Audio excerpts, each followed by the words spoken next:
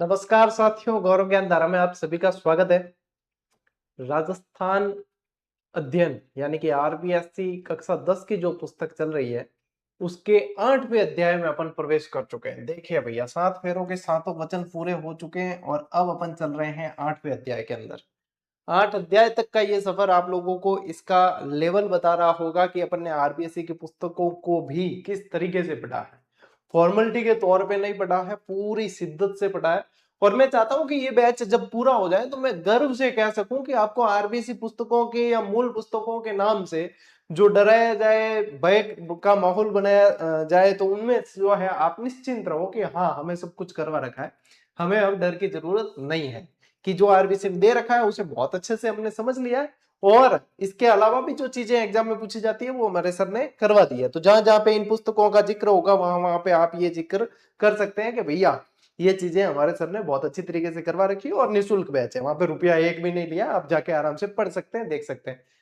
जो एग्जाम हुए आप देख लो, ज्यादातर आप लोगों को पोस्ट मिलेगी 9वीं 10वीं की किताब, इससे बाहर कुछ नहीं। मैं कह रहा हूं उससे बाहर गए हैं 6 से 7 सवाल जो ज्योग्राफी के वगैरह उससे बाहर गए हैं, 6ठी से 10वीं की किताबों से बाहर गए हैं, लेकिन अपनी आरबीएससी वस्तुनिष्ठ किताब से बाहर नहीं गए। मैंने यही कहा था कि उससे बाहर जाएगा उसको भी अपन कवर करेंगे। तो जिक्र ये होना चाहिए कि आरबीएससी वस्तुनिष्ठ पुस्तक वो उठा के देख लो जो 9वीं 10वीं किताब से पूछा, वो तो है ही हूबहू, लेकिन जो बाहर जा रहे थे वो भी प्रश्न कवर किए। आरबीएससी की किताबें 6ठी से 10वीं में जो चलती है उसमें से 15 या 16 सवाल कवर हुए हैं हूबहू वनपाल वाले पेपर में, और अपने में से तकरीबन 22 सवाल कवर हुए हैं। पूछे ही कोई 23 चॉइस ही थे, तकरीबन 22 सवाल कवर हुए हैं। यानी कि आप देख लो कि जो आपसे कहा था कि उससे भी ज्यादा कवर करेंगे, ये बैच उठा के देख लो आप, इससे कवर हो रहे हैं आप लोगों के, है ना। तो विश्वास के साथ में पढ़ते चले जाओ और जहां जहां ऐसी बात हो वहां पे जा धमकना क्या भाई साहब, हम जीजीडियंस है, देख लो वहां से 6-7 सवाल एक्स्ट्रा ही मिलेंगे, कम नहीं मिलेंगे। ठीक है, आरबीसी की पुस्तकों के अलावा भी। ठीक है, तो चलिए ये तो होगी ज्ञान की बात। अब नहीं तो कई जना एक आध टबर आ भी जाए, 2 मिनट ही लिया हालांकि, तो भी कही गुरु जी के ज्ञान बांटे थे, पढ़ाओ ना। ले आ बेटा पढ़ावा। लोक नृत्य, ठीक है, लोक नृत्य 2 क्लासें आएगी इसकी, आज एक है एक सोमवार को, और कंप्लीट कर देंगे इस टॉपिक को। चलिए, सब पहले पहले के लोक नृत्य क्या है, फोक डांस। देखो अपना राजस्थान कैसा है भैया, रंगीला राजस्थान है। राजस्थान कैसा, रंगीला राजस्थान।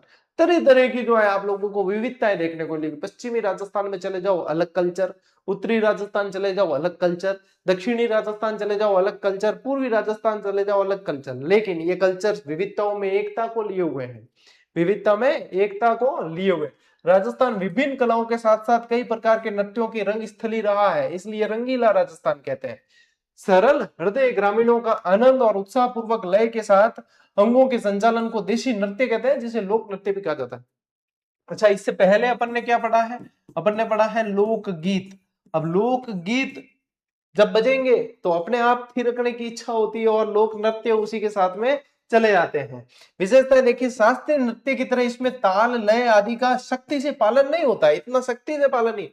शास्त्रीय नृत्य में तो आपकी ये भौं है ना, आईब्रो, ये भी कब हिलनी चाहिए, कैसे हिलनी चाहिए, वो भी तय होता है। तो शास्त्रीय नृत्य में तो बहुत ज्यादा बारीकी ध्यान में रखी जाती है। लोक नृत्य में इतनी जरूरी नहीं है कि बारीकी ध्यान में रखी जाए। सामान्य जन द्वारा किए गए नृत्य मानव जीवन का सहज चित्रण मिलता है इनके अंदर। भाई लोग, सामान्य लोग कैसे हैं, ज्यादा नियम का पालन नहीं कर सकते, ग्रामीण है कोई, ऐसे नहीं कर सकते, जिया मर्जी पड़ी जिया नाच लिया, और वो है लोक नृत्य। लेकिन एक पैटर्न बन गया, एक पैटर्न अलग तरीके से बन गया, जैसे कि तेरे ताली है तो वहां पे जो है तेरे मंजीरे हैं, बैठ कर किया जाने वाला नृत्य है। जैसे कि भवई हो गया व्यवसायिक नृत्य, तो चमत्कारिता के लिए जाना जाता है, करतब दिखाए जाते हैं। जैसे कि कच्छी घोड़ी है तो काठ की घोड़ी होती है, युद्ध अभिनय के रूप में किया जाता है। जैसे कि गिदड़ नृत्य है तो पुरुष कलाकारी उसके अंदर महिलाओं का भी वेश धारण करते हैं, जिन्हें गणगौर कहा जाता है। इस तरीके से अलग अलग पैटर्न चले आ गए, और पैटर्न चले आने से ये जो है इनका क्लासिफिकेशन हो गया। अब देखिए अवसर क्या होते हैं, अवसर भैया खुशी, खुशी का माहौल कैसा भी है तो नाचेंगे, लोकोत्सव हो गए, पर्व है, तीज त्योहार है, मेले, लोकानुष्ठान आदि अवसरों पर रंग बिरंगी वेशभूषा के साथ विभिन्न परंपराओं के अनुसार सदियों से चली आ रही है भैया अपने लोक नृत्य की परंपराएं।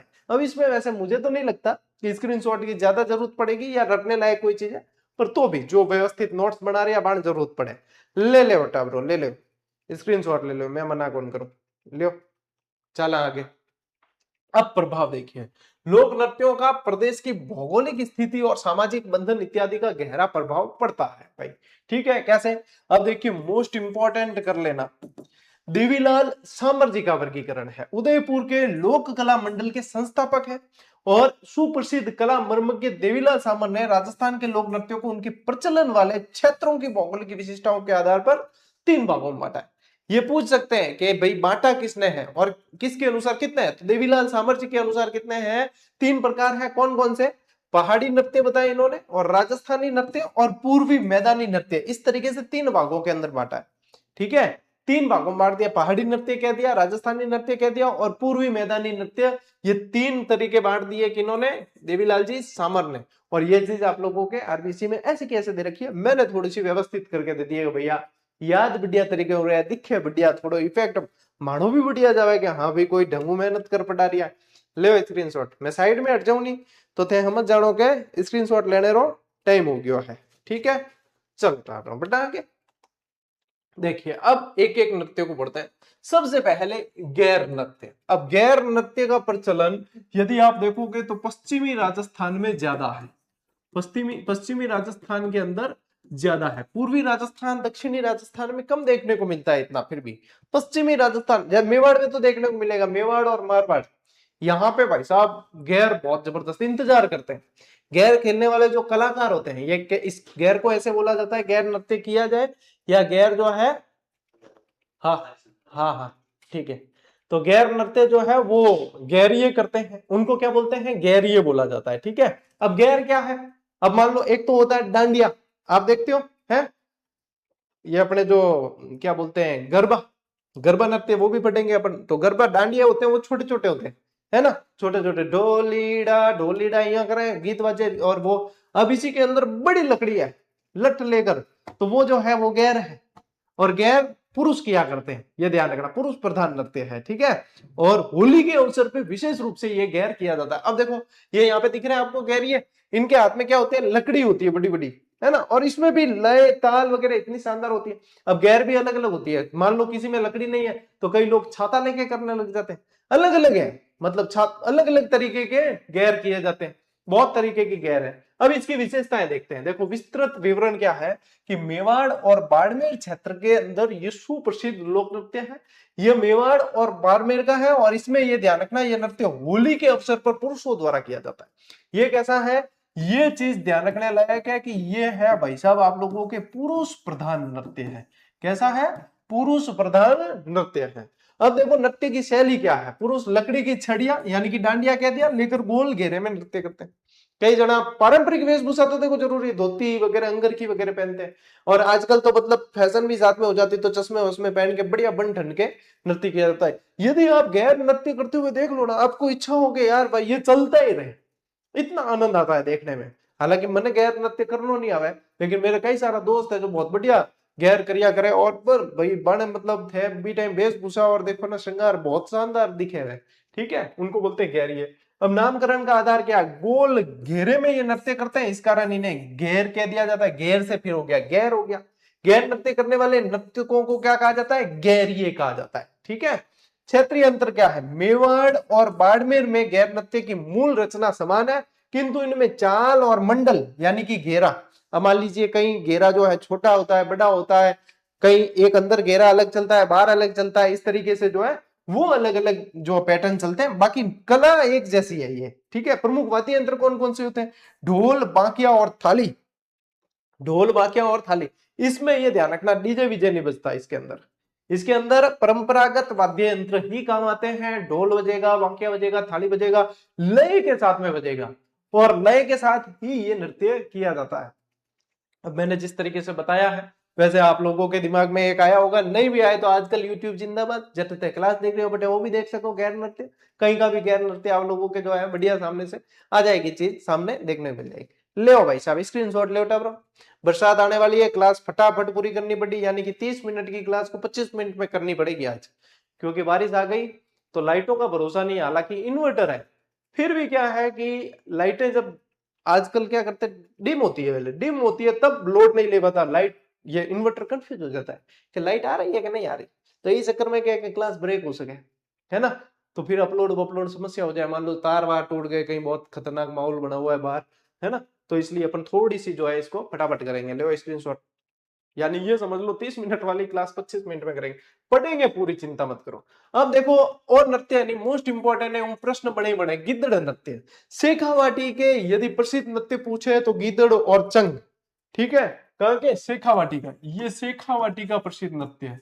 और ये क्षेत्र के अनुसार पूछा जाता है कि कौन सा कहाँ का है, तो प्रमुख क्षेत्र कौन सा है, शेखावाटी का। ये अवसर, ये भी होली के अवसर पे, सबसे ज्यादा नृत्य, लोक नृत्य होली के अवसर पे किया जाता है, दीपावली पे नहीं होते हैं, होली के अवसर पे जो है ज्यादा लोक नृत्य होते हैं। अब यहाँ पे देखो ये लगभग 1 सप्ताह चलता है, ये भी पूछ सकते हैं, ध्यान रखना भाई, ये लगभग 1 सप्ताह चलता है और विशुद्ध रूप से पुरुषों का नृत्य है, पुरुषों का ही नृत्य है, लेकिन विभिन्न तरह के भेष बनाए जाते हैं इसके अंदर, स्वांग रचे जाते हैं। यदि कहीं आपको महिला नाचती हुई दिखे इसमें तो भी समझ लाना पुरुष ही है, कि वो पुरुष ही महिला बना है, और उस महिला को उस समय उस नृत्य में गणगौर कहा जाता है, यानी कि वे पुरुष जो महिला का वेश धारण करके नाचते हैं उनको गणगौर कहते हैं इसके अंदर। और ये प्रश्न बड़ा है और कई बार बना है ये, ठीक है, ये गणगौर कहलाते हैं। नृत्य की शैली देखिए, नगाड़े की चोट यानी कि थाप पर, अब यानी कि वाद्य यंत्र ध्यान रखना है, नगाड़े बजते हैं अंदर, थाप पर पुरुष अपने दोनों हाथों में डंडों को परस्पर टकरा कर नृत्य करते हैं ये, ठीक है।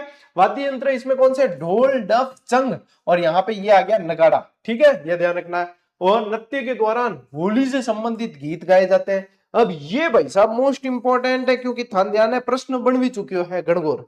कुछ पुरुष महिलाओं के वस्त्र पहनकर इस नृत्य में भाग लेते हैं, जिन्हें गणगौर कहा जाता है, जिन्हें क्या कहा जाता है, गणगौर। और देखो विभिन्न तरह के स्वांग रचे जाते हैं इसके अंदर भी विभिन्न स्वांग भी रचे जाते हैं, जिसमें जैसे साधु, शिकारी, सेठ सेठानी, दूल्हा दुल्हन, सरदार, पठान है, पादरी, बाजीगर, ये सारे जो है इसके अंदर स्वांग भी रचे जाते हैं। और अब भाई साहब ई मैटर माते हैं, ई कंटेंट माते की ऑब्जेक्शन भी नहीं है, क्योंकि आरबीएससी किताब में दे रखी हूबहू लाइना। अब उन्होंने लाइनें दी है, मैंने आपको चित्र से और रोचक बता दिया कि भाई साहब हम ढोल बाजे, हम डफ बाजे, हम चंग बाजे, हम नगाड़ा बाजे। ध्यान रखनी है, गिद्दड़ नृत्य कहाँ किया जाता है, शेखावाटी के अंदर किया जाता है भाई साहब। कहाँ पे किया जाता है, शेखावाटी के अंदर। लीजिए स्क्रीनशॉट,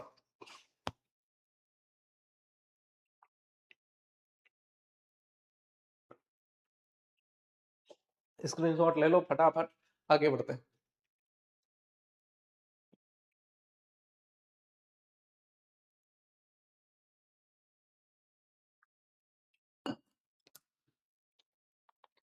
देखो भाई, अब ये भी शेखावाटी का है, कच्छी घोड़ी, ये भी क्या है, ये भी शेखावाटी का है। कहाँ का है, शेखावाटी। अब कच्छी घोड़ी आ जाए ना, तो इसमें ध्यान रखना कि ये जो है काठ की घोड़ी होती है, काठ की घोड़ी, काठ यानी लकड़ी, काठ यानी लकड़ी, ये देख लो। अब चित्र देखने से कितनी चीज आसान हो जाती है। ये काठ की घोड़ी, ऐसे युद्ध का अभिनय किया जाता है, हाथ में तलवार वगैरह लेके नृत्य किया जाता है, युद्ध का अभिनय। ये कहाँ कहाँ है, देखो शेखावाटी तो है ही, इसके अलावा कुचामन, पर्वतसर, डीडवाना, इन क्षेत्रों के अंदर ये किया जाता है। प्रकृति क्या है, ये व्यवसायिक लोक नृत्य है, जिस नृत्य को बताकर पैसे भी कमाए जाए, यानी कि जहां से इकोनॉमी आ जाए जिसके अंदर, ठीक है, जिसके अंदर इकोनॉमी ऐड हो जाए, तो वो जो है आप लोगों के चला जाता है व्यवसायिक नृत्य में, कमर्शियल फोक डांस बोलते हैं जिसको, ठीक है, व्यवसायिक लोक नृत्य। भाई आजीविका चलाने के लिए जो है पैसे भी लिए जाते हैं फिर, क्योंकि इसके अंदर पारंगत होना पड़ता है। अब देखो ये मुख्य रूप से विवाह के अवसर पर किया जाता है, तो विवाह के अवसर पर जो है इनकी टोलियां होती है, उनको बुलाते भी है जिनको ये नृत्य करना आता है। इस नृत्य के दौरान ढोल और थाली बजती है, यानी वाद्य यंत्र में पूछ लेंगे तो ढोल और थाली बजती है, ठीक है। और वेशभूषा देखिए स्पेशल होती है, नर्तक वीरोचित यानी वीर रस से भरपूर वेशभूषा धारण करते, हाथ में तलवार लेकर, जो है ना, काठ यानी कि लकड़ी की होती है वो, और कपड़े से बनी घोड़ी पे सवार होकर यह नृत्य किया जाता है। ये तलवार ओरिजिनल नहीं होती, डुप्लीकेट होती है, लकड़ी की तलवार होती है, लेकिन दिखती तलवार जैसी है। और इसमें भाव भंगिमा वगैरह पूरी ऐसी होती है, ऐसा प्रदर्शन किया जाता है जैसे कि युद्ध किया जा रहा है, और युद्ध के वो पूरा दृश्य दर्शाया जाता है, इस तरीके से नृत्य किया जाता है। इसको बोलते हैं भाई साहब कच्छी घोड़ी नृत्य। क्या बोलते हैं, कच्छी घोड़ी। बहुत प्रसिद्ध नृत्य है ये बहुत प्रसिद्ध है, जो शेखावाटी का प्रसिद्ध है। कच्छी घोड़ी शेखावाटी का, गिद्दड़ शेखावाटी का, चंग भी शेखावाटी का, ठीक है। तो ध्यान रखना है, ये देख लो, आपको फोटो बता दिया, देखो लाइट गई, ले स्क्रीनशॉट। टाइम माते क्लास पूरी करनी पड़ी, मन आभास हो पहले, क्योंकि आज लाइट जो है नहीं तेल घणो पाड़ियो है, इसलिए लाइट तो जाएगी, ये आभास मुझे पहले से हो रहा था। ठीक है, चलो भाई आगे बढ़े। ओके, चंग नृत्य। ढोल बाजे, चंग बाजे, भले बाजे बांकियो, मार के एजेंट को दरवाजे पे टांकियो। 1857 की क्रांति में मैंने आप लोगों को ये तो बताया ही है। ठीक है, ये चीज तो बताई है आप लोगों को। अब देखिए चंग, चंग क्या है? वाद्य यंत्र। ये दिख रहा है आप लोगों को, चंग साइज बड़ी भी होती है चंग की।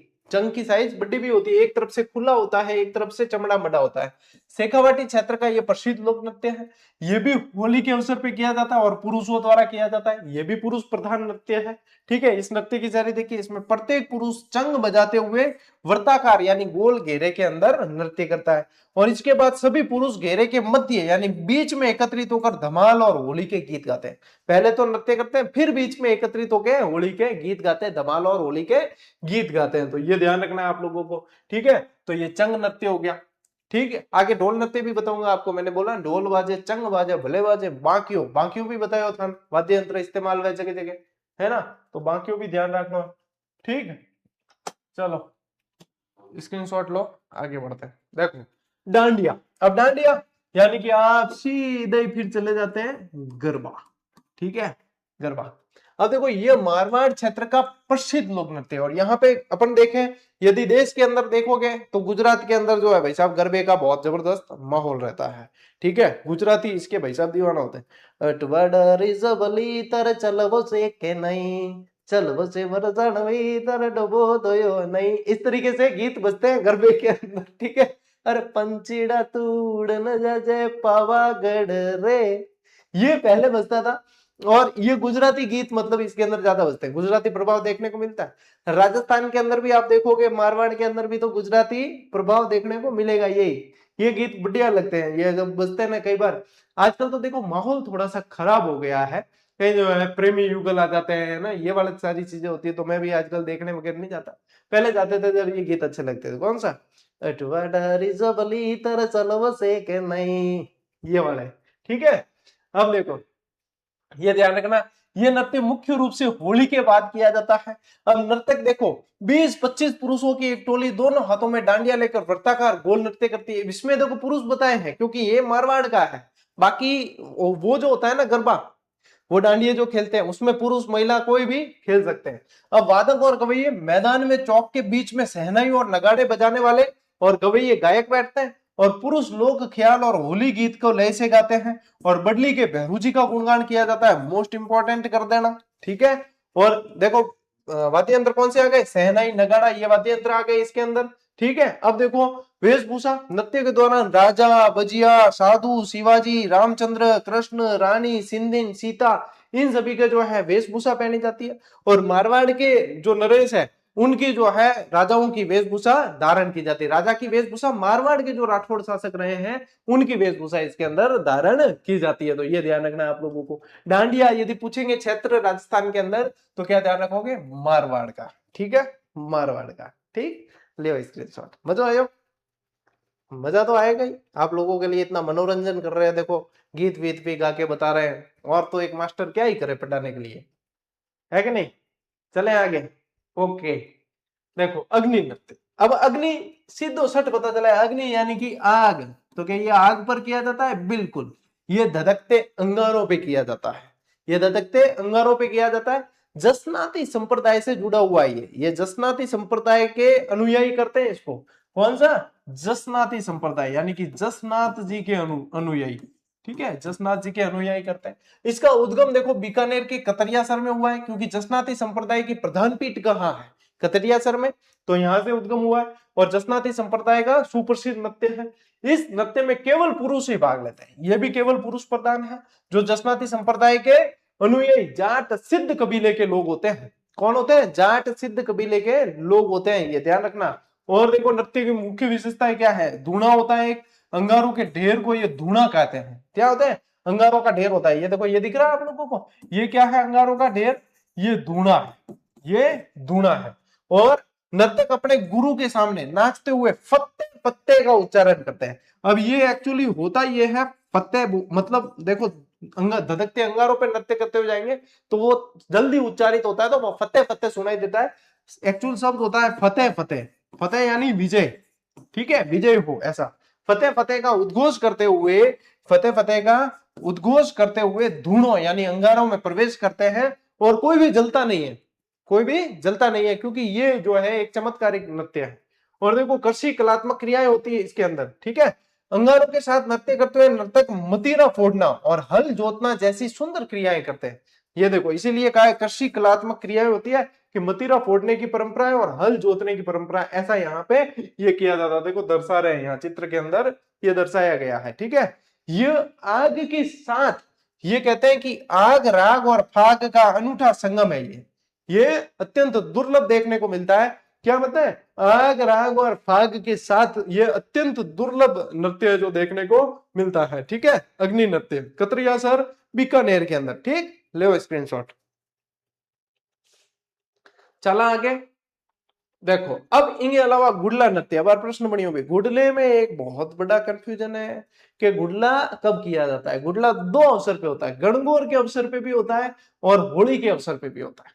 अब प्रश्न बनाने वाले महाराज इतना ध्यान नहीं देते आजकल, पता नहीं, अध्यक्ष साहब कहते हैं कि बहुत क्वालिफाई है, ऐसे उनको पेपर सेटर को ऐसे लेते हैं हम, ऐसे मतलब इतना फिल्टर करके लेते हैं, ये लेते हैं। मैं कि तो फिल्टर करने काम ही नहीं है, एक त्रुटि बिना मतलब पूरे प्रश्न पत्र बन सके। अरे 100 सवाल देना है, 150 देना है, 120 सवाल इनको ऐसे नहीं मिलते क्या जो सीधे सीधे मतलब उनके उत्तर हो, ऐसे कंफ्यूजन वाला। और उसमें भी मतलब 30 मार्क बढ़ने की आवश्यकता नहीं, उसमें भी त्रुटियां, यदि आप वर्तनी की त्रुटियां देखो तो इतनी गलत सवाल इतने के ऑब्जेक्शन लगाने पड़ते हैं, फिर बाद में जो है बच्चों से पैसे लेकर और फिर वो सही करते हैं, बच्चों के साथ में खिलवाड़ होता है, जिनका सिलेक्शन हो रहा है बाहर हो जाते हैं वो, बताओ फिर क्या क्या एक्सपर्ट, ये एक्सपर्ट है तो इसे फिर एक्सपर्ट नहीं बनाए पेपर तो ठीक है। और ये बताइए क्या क्या हो रहा है आजकल, भगवान कलयुग आ गया। देखो प्रमुख नृत्य गुडला, ये जोधपुर का सुप्रसिद्ध नृत्य है, जोधपुर का सुप्रसिद्ध नृत्य। ये पूछे कि इसको शुरू किसने किया, तो शातल देव ने शुरू किया है, ठीक है। गुडले खा को मारने के उपलक्ष्य में शातल देव ने शुरू करवाया, ठीक है। हालांकि बाद में शातल देव की मृत्यु हो गई थी। यह नृत्य केवल महिलाओं द्वारा किया जाता है। अभी तक पुरुष प्रधान नृत्य चल रहे थे, तो महिलाएं सोच रही होगी, मेरी बहनें सोच रही होगी कि सारे के सारे जो है सर पुरुष प्रधान नृत्य बता रहे हैं, जबकि जो महिलाओं की क्या इच्छा नहीं होती नृत्य के। अरे लोक नृत्य में तो महिलाओं ने बाजी मार रखी है पूरी पूरी, ठीक है। अब महिलाओं के महिला प्रधान नृत्य आएंगे, अब देख लेना, ठीक है। गुडला स्पेशली महिलाओं द्वारा किया जाने वाला नृत्य है। अब स्त्री अपने सिर पर जो है छिद्रित मटका रखती है, ध्यान रखना इन शब्दों से प्रश्न पूछ रहे हैं। छेद वाला मटका होता है, अंदर दीपक जलाया जाता है, ठीक है। ये देख लो अंदर दीपक जलाते हैं, छेद वाला मटका होता है, छिद्रित मटका होता है ना। तो ये छिद्रित मटका रखकर ये किया जाता है, इस मटके के अंदर जलता हुआ दीपक रखकर ये नृत्य करते हैं। और इस विशिष्ट मटके को ही गुडला कहा जाता है, इस विशिष्ट मटके को ही गुडला कहा जाता है। और भाई साहब गुडला कहाँ का नृत्य है, जोधपुर का। जोधपुर में किसने शुरू किया था, जोधपुर के शासक शातल देव ने शुरू करवाया था। पूरी स्टोरी बता चुकी हूँ मैं इतिहास में, पाची कौन बताऊं, लाइट की ओडी है, टाइम मत क्लास पूरी करनी है, ले स्क्रीनशॉट। 25 मिनट में करनी है, 25 मिनट तो यूं ही होगी है, अभी एक नृत्य एक क्लास तो बाकी है।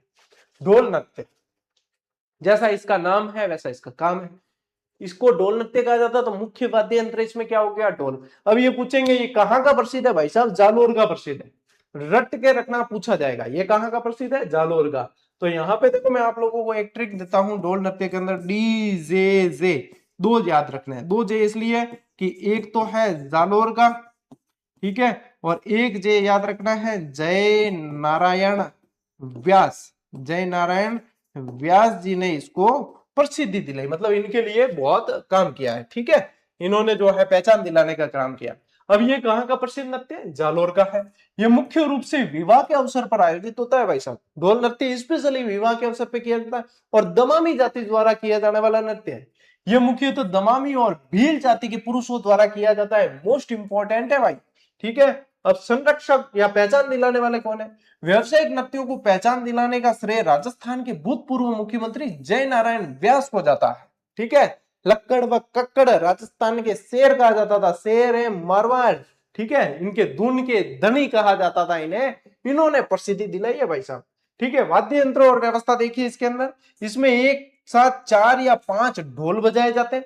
और ये शैली याद रखना, ये थाकना शैली के अंदर किया जाता है, ठीक है। मुख्य वादक इसे थाकना शैली में बजाना शुरू करते हैं, है ना। अब ढोल में भी शैलियां अलग अलग है। कई बार अपा नाच करता करता है ना, आपा देखा के कोई पकड़े न लिया हुआ तो आपा कहा हाँ मैं हिम्मत नहीं नाचो। तो बस जैसे महिलाएं आती है तो महिलाएं ज्यादातर कहती है डाके वालों बजा, ठीक है क्या क्या डाके वालों बजाओ। तो मतलब ये अलग अलग शैलियां होती है। छोरा आ गया, कोई छोरा कह के भांगड़े बजाओ, ठीक है। तो अलग अलग तरीके के अलग अलग ढोल बजते हैं। ये थाकना शैली भी उस तरीके की एक शैली है। जैसे ही थाकना समाप्त होता है, कुछ पुरुष अपने मुंह में तलवार लेकर और कुछ हाथों में डंडे लेकर, कुछ भुजाओं में रुमाल लटकाकर अन्य लयबद्ध तरीके से इसे करना प्रारंभ कर देते हैं, ठीक है। ये लाइन भी ध्यान रखनी इंपॉर्टेंट है, क्योंकि ढोल नृत्य के अंदर ये यदि इस लाइन से प्रश्न बनता है और कुछ और साथ में इसी से रिलेटेड लाइन देते तो अपने को ध्यान रखना है कि ढोल नृत्य के अंदर भी ऐसी चीज की जाती है, मुंह में तलवार लेकर वगैरह ये डांस किया जाता है, ठीक है। तो ये ढोल नृत्य कहाँ का प्रसिद्ध है? जालोर का प्रसिद्ध है। लो बेटा जी स्क्रीनशॉट। चले, इसी के साथ में आपकी ये क्लास जो है वो पूरी हुई और अगली क्लास आएगी सोमवार को। अगली क्लास कब आएगी? सोमवार को। मंडे टू फ्राइडे अपनी क्लास चलती है। 2 दिन मैं रिवीजन के देता हूं आप लोगों को और 2 दिन मैं खुद लेता हूं बैकअप के लिए, ठीक है। क्योंकि एकमात्र प्लेटफॉर्म अपना जीजीडी का ही है राजस्थान में जो बिना किसी स्वार्थ के सोमवार से शुक्रवार, चाहे युद्ध स्तर हो चाहे शांति काल हो, हमेशा क्लास देता है। इस प्लेटफॉर्म के माध्यम से आपको हमेशा क्लास मिलेगी और इन क्लासों का महत्व बहुत अच्छी तरीके से विद्यार्थियों ने जाना है।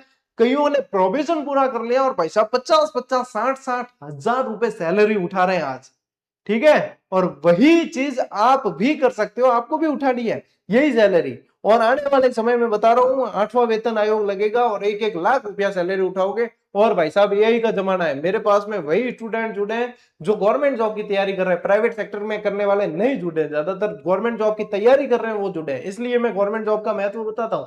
क्या महत्व यह है कि एआई का जमाना है, प्राइवेट नौकरियां बहुत स्पीड से खत्म हो रही है। गवर्नमेंट जॉब के अंदर भी एआई का प्रभाव पड़ेगा, लेकिन गवर्नमेंट जॉब में आपको उसका हैबिचुअल होना पड़ेगा। आप जिस भी क्षेत्र में लग रहे हो, आप टीचर बन रहे हो तो टीचर के रिलेटेड ऐप आएंगे, उनको सीखना पड़ेगा। सीख लोगे, ये सारी चीजें आप कर लोगे, लेकिन सिक्योर तो रहोगे, सिक्योर तो रहोगे।